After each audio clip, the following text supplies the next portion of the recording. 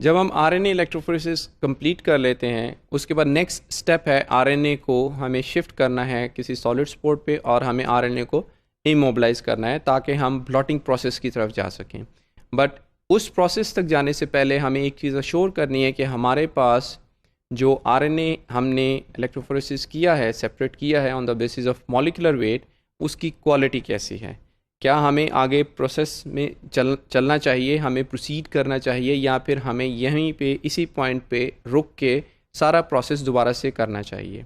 इस particular point को हम चेक पॉइंट भी कह सकते हैं to determine the quality of RNA after electrophoresis.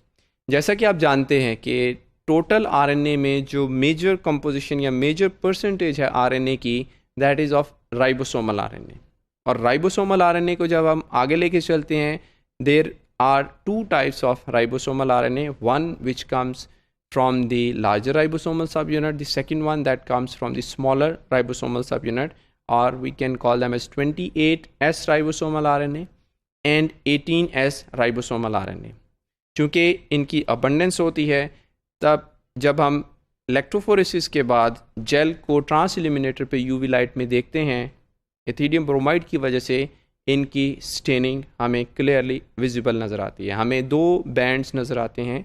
Upper one जो बैंड है that is of 28S RNA ribosomal RNA, the lower band is of 18S ribosomal RNA।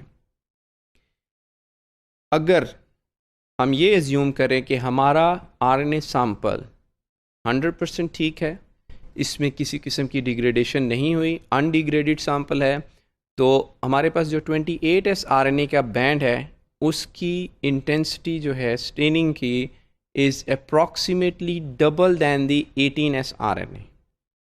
That indicates that the sample is pure, it is intact, there is no degradation occurred.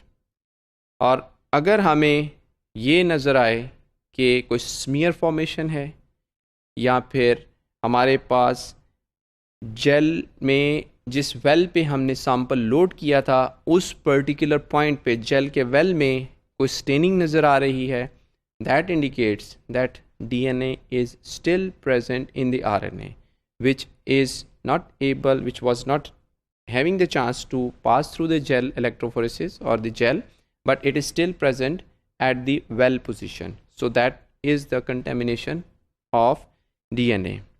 अब हमें UV trans illuminator के ऊपर सिर्फ दो RNAs नज़र आते हैं because of their abundance, that is 28S ribosomal RNA and 18S ribosomal RNA। Messenger RNAs को जेल इलेक्ट्रोफोरेसिस में UV ट्रांस इल्यूमिनेटर पे नहीं देखा जा सकता जब तक कि उसकी कंसंट्रेशन, RNA की कंसंट्रेशन या अमाउंट बहुत ज़्यादा हो। जैसा कि हमने बात की, इलेक्ट्रोफोरेसिस के लिए हम यूज़ करेंगे 10 माइक्रोग्राम ऑफ RNA। अगर हम 10 माइक्रोग्राम RNA यूज़ करेंगे, मैसेंजर RNA का कोई बैंड भी हमें UV लाइट में विजिबल नहीं होगा।